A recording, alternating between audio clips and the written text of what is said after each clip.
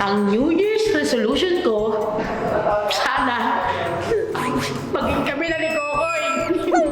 Baka marinig. Pero ang totoong New Year's resolution ko ay sana mahuli na lahat ng korap. Ang New Year's resolution ko ay hindi na ako maliligo ng 2 times a day. Ang New Year's resolution ko ay magiging maaga na sa lahat ng lakad because being early is a virtue. Ang aking New Year's resolution ay hindi na mahulog sa maling tao. Maybe.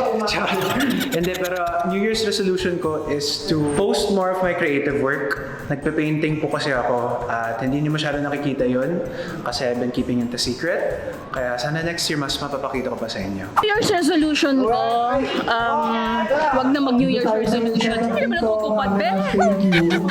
Joke lang. Yung totoo, siguro more on self-love.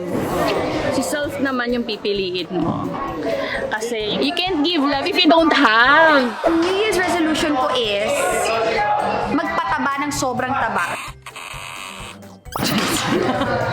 Pero sa totoo lang, ang tunay na New Year's resolution ko ay maging established na artista and maging tuloy-tuloy yung aking career dito sa bubblegum.